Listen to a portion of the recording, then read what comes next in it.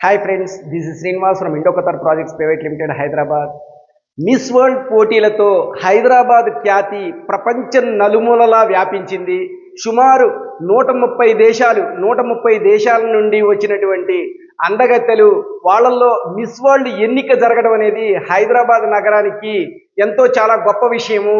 హైదరాబాద్ నగరంలో ఈ పోటీలు జరగడంతో ప్రపంచవ్యాప్తంగా హైదరాబాద్ పేరు మారుమ్రోగిపోయింది.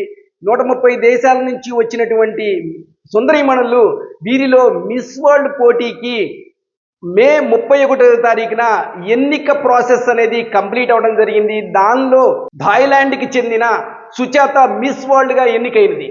తను ఎన్నికవుతూ ఒక స్టేట్మెంట్ని ఇవ్వడం జరిగింది. హైదరాబాద్ నగరం ఎంతో అభివృద్ధి చెందిన నగరం అని, రాబో రోజుల్లో హైదరాబాద్లో పెట్టుబడులు పెట్టిన వాళ్ళకి ఎక్సలెంట్గా ఉంటుంది, హైదరాబాద్లో ఇన్వెస్ట్మెంట్ ఖచ్చితంగా చేయాలి, నేను ఈ విషయాన్ని ప్రచారం చేస్తానని కూడా మన మిస్ వరల్డ్ సుచాత, థాయిలాండ్కి చెందిన సుచాత చెప్పడం జరిగింది. ఈమె హైదరాబాద్కి సంబంధించినటువంటి నాగరికత, ఇక్కడ ఉన్నటువంటి మౌలిక వసతుల గురించి తన దేశం వెళ్ళి అక్కడ కూడా ప్రచారం చేస్తానని కూడా ఆమె చెప్పడం జరిగింది. హైదరాబాద్లో గత కొంతకాలంగా ఈ మిస్ వరల్డ్ పోటీలకి రకరకాల సన్నాహాలను కూడా చేశారు. ఈ సన్నాహాల్లో భాగంగా అన్ని ప్రాంతాలు ఈ మిస్ వరల్డ్ పోటీకి అటెండ్ అయినటువంటి సుందరీమణులు తిరగడం జరిగింది. హైదరాబాద్ అదే కాదు, దాని సరౌండింగ్ ఏరియాల్లో ఉన్నటువంటి టైర్ 2 సిటీస్ అయినటువంటి వరంగల్, ఖమ్మం ఇలాంటి సరౌండింగ్ ఏరియాల్లో కూడా ఈ మిస్ వరల్డ్ పోటీకి అటెండ్ అయినటువంటి ఈ సుందరీమణులు అటెండ్ అవ్వడం జరిగింది.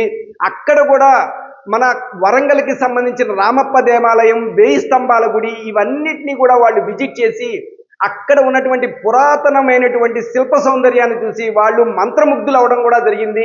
వాళ్ళు ప్రతి మీడియా సమావేశంలోనూ మన హైదరాబాద్ గొప్పతనాన్ని మిస్ వరల్డ్ సుచాతే కాకుండా మిగతా వాళ్ళందరూ కూడా, సెకండ్ ప్లేస్ వచ్చిన వాళ్ళు, థర్డ్ ప్లేస్ వచ్చిన వాళ్ళు, మిగతా అటెండ్ అయిన వాళ్ళందరూ కూడా మన ఆతిథ్యానికి ఊపి తబ్బిబ్బయ్యారు. వీరందరూ కూడా మన హైదరాబాద్లో రానున్న రోజుల్లో మేము ఇక్కడ పెట్టుబడులు కూడా పెడతామని చెప్పి కూడా చెప్పడం జరిగింది. వీరు ఎవరైతే ఈ మిస్ వరల్డ్ పోటీలకి అటెండ్ అయ్యారో వీళ్ళు వాళ్ళ దేశాలకు వెళ్ళిన తర్వాత మన హైదరాబాద్ నగరం గురించి విస్తృత ప్రచారం చేయడం అనేది జరుగుతుంది. గతంలో ఇవాంకా ట్రంప్ మన హైదరాబాద్ విజిట్ చేసినప్పుడు హైదరాబాద్కి ఎంత క్రేజ్ వచ్చిందో దానికి ఈ మిస్ వరల్డ్ పోటీలతో 10 రెట్ల క్రేజ్ వచ్చింది. ప్రపంచం మొత్తం మీద కూడా ఈ మిస్ వరల్డ్ పోటీలు అంటే చాలా గొప్ప విషయం. అలాంటి పోటీలు మన హైదరాబాద్లో నిర్వహించి ఒక్క రిమార్కు కూడా లేకుండా ప్రపంచం మొత్తానికి మన హైదరాబాద్ నగరాన్ని ఒక గొప్పగా చూపించడం జరిగింది. అది మన తెలంగాణ ప్రభుత్వం యొక్క అతి గొప్ప విషయం. తెలంగాణ ప్రభుత్వం చిన్న చిన్న మిస్టేక్స్ కూడా జరగకుండా ఈ మిస్ వరల్డ్ పోటీలు జరగడానికి చాలా కృషి చేసింది. సక్సెస్ఫుల్గా కంప్లీట్ చేయడం జరిగింది. ఈ మిస్ వరల్డ్ పోటీలో పాల్గొన్న వాళ్ళందరూ కూడా తమ తమ గమ్యస్థానాలకి వెళ్ళిపోవడం జరిగింది. ఇంకొక విషయాన్ని కూడా నేను మీకు స్పష్టంగా తెలుసుకున్నాను. హైదరాబాద్లో పెట్టుబడులు ఎందుకు పెట్టాలి, మీకు ఒక చిన్న ఎగ్జాంపుల్ని చెప్తాను. ఈ రోజున అయోధ్య నగరం ఏదైతే ఉందో, అయోధ్య నగరానికి రామ మందిరం కట్టడానికి ప్రభుత్వం సన్నాహాలు చేసింది. గతంలో సన్నాహాలు చేయడమే కాదు, రామ మందిరాన్ని నిర్మించింది కూడా, పునర్నిర్మించింది కూడా. రామ మందిరం ఎప్పుడైతే నిర్మాణం జరిగిందో ఆ సరౌండింగ్ ఏరియాలన్నీ కూడా ర్యాపిడ్గా గ్రో అవడం జరిగింది.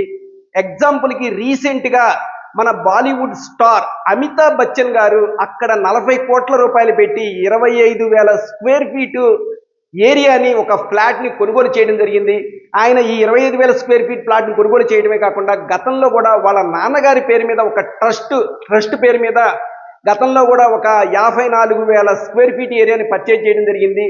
2024లో ఇంకొక 10,000 స్క్వేర్ ఫీట్ని కూడా లోదా గ్రూప్ ద్వారా బయింగ్ చేయడం జరిగింది. వీళ్ళు అందరూ, సినిమా యాక్టర్లందరూ అభివృద్ధి చెందుతున్న నగరంలో ఎందుకు ఇన్వెస్ట్మెంట్ చేయాలి అంటే రానున్న రోజుల్లో ఖచ్చితంగా ఎక్సలెంట్ రిటర్న్స్ వచ్చే అవకాశం ఉంది కనుక అలాంటి ప్రాంతాల్లో ప్రభుత్వం ఫోకస్ చేస్తున్న ప్రాంతాల్లో ఇన్వెస్ట్మెంట్ చేస్తే ఖచ్చితమైన రిటర్న్స్ వస్తాయని వీళ్ళు ముందుగానే కనిపెట్టి అలాంటి ఏరియాల్లో పెట్టుబడులు పెడుతున్నారు. అదేవిధంగా 2020లో రామ మందిరం కన్స్ట్రక్షన్కి ముందు, ఒక 5 సంవత్సరాల ముందు ఎలా అయితే రియల్ ఎస్టేట్ రేట్లు ఉన్నాయో ఇప్పుడు ప్రజెంట్ ఉన్న రేట్లకి కంపారిజన్ చేస్తే రామ మందిరం వస్తుంది, అక్కడ ఎయిర్పోర్ట్ వస్తుంది, మెట్రో కనెక్టివిటీ వస్తుంది, ట్రైన్ కనెక్టివిటీ వస్తుంది, రోడ్ల కనెక్టివిటీ వస్తుంది. ఇవన్నీ కూడా అక్కడ కూడా ప్రభుత్వం ఎన్నో ప్లాట్ఫామ్స్ మీద చెప్పడం జరిగింది. కానీ ఆ రోజుల్లో ఇన్వెస్ట్మెంట్కి ఎవరు ముందుకు రాలేదు. కానీ 2020లో ఎవరైతే ఇన్వెస్ట్మెంట్ చేశారో వాళ్ళకి 7 నుంచి 10 రెట్లు అయింది. అంటే ఒక ఇన్వెస్ట్మెంట్ 7 రెట్లు 10 రెట్లు 5 సంవత్సరాల పీరియడ్లో అవడం అంటే సామాన్యమైన విషయం కాదు. అదేవిధంగా నేను మీకు క్లియర్గా చెప్పొచ్చేది ఏంటంటే, ఈ రోజున మన తెలంగాణ ప్రభుత్వం ఫ్యూచర్ సిటీ మీద కాన్సన్ట్రేట్ చేసింది. ఫ్యూచర్ సిటీ మీద కాన్సన్ట్రేట్ చేయడం వలన అక్కడ రేట్లు ప్రస్తుతం ఎటువంటి పెరుగుదల లేకుండా స్తబ్దుగా ఉన్నాయి. 2 సంవత్సరాల క్రితం ఏ రేట్ అయితే ఉందో ఇప్పుడు కూడా అదే రేటు ఉంది. కానీ ప్రజల్లో అవేర్నెస్ లేదు. ఎందుకంటే ఏ ఏరియా అయితే గ్రోయింగ్ ఏరియా ఉంది, ఎక్కడ మౌలిక వసతులు విపరీతంగా పెరుగుతున్నాయి, అలాంటి విషయాలని పరిగణలో తీసుకొని అలాంటి ప్రాంతాల్లో రేట్లు పెరగని ప్రాంతంలో కనుక ఈ రోజున కనుక మనం ఇన్వెస్ట్మెంట్ చేసుకుంటే కమింగ్ డేస్లో మంచి రిటర్న్స్ వచ్చే అవకాశం ఉంది. కనుక ఈ రోజున గవర్నమెంట్ ఫ్యూచర్ సిటీ మీద ఫోకస్ చేసి అక్కడ ఇండస్ట్రీస్లన్నింటినీ ఏర్పాటు చేసుకుంటూ తనదైన శైలిలో తెలంగాణ రైజింగ్ 2047 నినాదంతో ముందుకు వెళ్తోంది. ఈ విధంగా వాళ్ళు ముందుకు వెళ్ళి ఫారిన్ కంట్రీస్ విజిట్ చేసి అక్కడి నుంచి ఎన్నో వేల లక్షల కోట్ల రూపాయలని ఇన్వెస్ట్మెంట్స్ని మన హైదరాబాద్ నగరానికి తీసుకురావడం జరుగుతుంది. గ్లోబల్ క్యాపబిలిటీ సెంటర్లు కావచ్చు, మెట్రో ఫేజ్ 2 కావచ్చు, ఎయిర్పోర్ట్కి సమీపంగా ఉండడం కావచ్చు, స్కిల్ డెవలప్మెంట్ యూనివర్సిటీ పనులు కంప్లీట్ అయిపోయి మినిస్టర్ శ్రీధర్ బాబు గారు కూడా ఒక అనౌన్స్మెంట్ చేయడం జరిగింది. డిసెంబర్ 1st వీక్లో ఈ స్కిల్ డెవలప్మెంట్ యూనివర్సిటీకి ప్రారంభోత్సవం చేస్తామని కూడా చెప్పడం జరిగింది. అంటే దీన్ని బట్టి మనకు అర్థమవుతుంది ఏమిటి అంటే, అక్కడ ఇన్ఫ్రాస్ట్రక్చర్ ఫెసిలిటీస్తో పాటుగా అక్కడ ఏవైతే గవర్నమెంట్ ప్లానింగ్ చేసిందో అవన్నిటినీ కూడా చాలా త్వరితగతిన కంప్లీట్ చేయడానికి అనేక రకమైనటువంటి సన్నాహాలని ప్రయత్నాల్ని చేస్తోంది. సో ఇలాగ గవర్నమెంట్ ఆ ఏరియాలో ఫోకస్ చేసి ఆర్టిఫిషియల్ ఇంటెలిజెన్స్ అని, స్పోర్ట్స్ హబ్ అని, స్పోర్ట్స్ యూనివర్సిటీ అని, skill development university already construction start అయిపోయింది.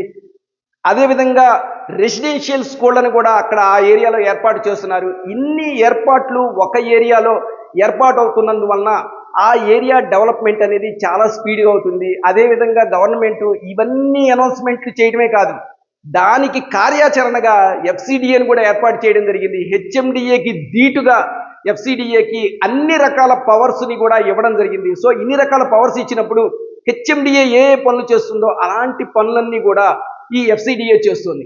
సో ఫ్రెండ్స్, మనం ఒక్క విషయాన్ని కీప్ ఇన్ మైండ్లో ఉంచుకోవాల్సింది ఏంటంటే, కమింగ్ డేస్లో ఏ ఏరియాలో మనం పెట్టిన పెట్టుబడికి గ్రోత్ వస్తుంది అనే ఒక్క పాయింట్ని కీప్ ఇన్ మైండ్లో ఉంచుకొని ఆ సరౌండింగ్ ఏరియాలో ఇన్ఫ్రాస్ట్రక్చర్ ఫెసిలిటీస్ ఏవి ఉన్నాయి, ఇండస్ట్రీస్ నిజంగా రావడానికి అవకాశం ఉందా, లేదా గవర్నమెంట్ ఊరికినే చెప్తుందా, ఇలాంటి విషయాలన్నింటినీ కూడా మీరు క్యాలిక్యులేట్ చేసుకోండి. క్యాలిక్యులేట్ చేసుకొని ఆ ఏరియాలో ఎక్కడ పెట్టుబడులకి అనుకూలమైన ప్రాంతం అనేది చూసుకొని, అనుకూలమైన ప్రాంతం అంటే నేను చెప్పేది ఏంటంటే కడతాల, మైసగండి. ఎందుకంటే మహేశ్వరంలో, తుక్కుగూడలో, కందుకూరులో రేట్లు విపరీతంగా పెరిగిపోయినాయి. 4,000 ఉంది, ఈ రోజున 40,000 తుక్కుగూడలో. అదేవిధంగా మహేశ్వరంలో 5,000 10,000 ఉన్నది, ఈ రోజున 25,000 నుంచి 30,000కి వచ్చింది. కానీ కడతాల, మైసగండి ప్రాంతాల్లో 10,000 రేంజ్ నుంచి 20,000 రేంజ్లో ఉన్నటువంటి ప్లాట్ ధరలు ఏదైతే ఉన్నాయో మ్యాక్సిమం 2-3 వేలు పెరిగినాయి. 15,000 నుంచి 20,000 లోపు మంచి డిటిసిపి రెరా ఎప్రూవ్డ్ లేఅవుట్లు అవైలబుల్గా ఉన్నాయి. ఇంకా పెరగలేదు కనుక 2 సంవత్సరాల సమయం మనకి కలిసి వచ్చింది కనుక ఇప్పుడైనా సరే ఎవరైనా ఇన్వెస్ట్మెంట్ చేయని వాళ్ళు ఉంటే ఆ ఏరియాల్లో ఇన్వెస్ట్మెంట్ చేస్తే ఖచ్చితంగా కమింగ్ డేస్లో మంచి రిటర్న్స్ను సంపాదించేటటువంటి అవకాశం ఉంది కనుక ఆ ఏరియాల్లో భూమి మీద పెట్టుబడి పెట్టండి. హైదరాబాద్ నగరంలో రెంట్లు విపరీతంగా పెరిగిపోతున్నాయి. మీరు అబ్జర్వ్ చేయండి, డ్యూరింగ్ లాస్ట్ 2 years రెంట్లు ర్యాపిడ్గా గ్రో అయినాయి. 10,000 ఉన్న రెంటు 15,000కి వెళ్ళింది. అంటే దగ్గరగా 50% పెరిగింది. కొన్ని ఏరియాల్లో అయితే 70% పెరిగింది. మీకు గచ్చిబౌలి, కోకాపేట, నార్సింగ్ ఇలాంటి ఏరియాల్లో అయితే, ఎందుకంటే లగ్జరీ హోమ్స్ కన్స్ట్రక్షన్ అనేది చాలా తక్కువగా ఉంది. లగ్జరీ హోమ్స్ కన్స్ట్రక్షన్ ఎక్కడైతే ఎక్కువగా ఉందో అలాంటి ఏరియాల్లో రెంట్లు దగ్గరగా 70 to 80% పెరిగినాయి. సో ఫ్రెండ్స్, ఈ రెంట్లు ఈ విధంగా పెరుగుతున్నప్పుడు రెంట్లకి పే చేయాల్సిన అవసరం ఏముంది? మనమే మంచి ల్యాండ్ని గ్రోయింగ్ ఏరియాలో కనుక కొనుగోలు చేసినట్లయితే మహా అయితే కార్ వేసుకొని వస్తారు, ఒక 50 minutes 40 minutes జర్నీనే ఉంటుంది. ఈ 50 minutes 40 minutes జర్నీ కోసం లక్షల రూపాయలు రెంట్లు పెట్టాల్సిన అవసరం లేదు. అలాంటి మంచి గ్రోయింగ్ ఏరియాలో అన్ని ఇన్ఫ్రాస్ట్రక్చర్ ఫెసిలిటీస్ ఉన్నప్పుడు, రోడ్డు కనెక్టివిటీ ఉన్నప్పుడు, ఎయిర్పోర్ట్ కనెక్టివిటీ ఉన్నప్పుడు, చుట్టుపక్కల మెడికల్ ఫెసిలిటీస్కి సరైన ఏర్పాట్లు జరుగుతున్నప్పుడు, ఇండస్ట్రీస్ ఏర్పాటు జరుగుతున్నప్పుడు, ఎంప్లాయ్మెంట్ ప్రొవిజన్ అక్కడ ఉన్నప్పుడు, అలాంటి ఏరియాలో కనుక ఈ రోజున మనం ఇన్వెస్ట్మెంట్ చేస్తే ఖచ్చితంగా కమింగ్ డేస్లో మనం రెంట్ కట్టుకోవాల్సిన పని లేదు. ఆ రెంట్ ఏదైతే ఉందో ఇన్స్టాల్మెంట్ కింద మనం కన్స్ట్రక్షన్ చేసుకున్న తర్వాత బ్యాంక్కి కట్టాల్సిన అవసరం ఉంటుంది. మనకి ఆ ఇల్లు అనేది ఓన్ అవుతుంది. అదేవిధంగా గత కొంతకాలంగా వీకెండ్ హోమ్స్ మీద కూడా చాలా మంది కాన్సన్ట్రేట్ చేస్తున్నారు. అలాంటి వీకెండ్ హోమ్స్ బాగా రన్నింగ్ లో ఉన్న ఏరియాలు ఏమిటి అంటే కడతాల, శంకరపల్లి, తలకొండపల్లి.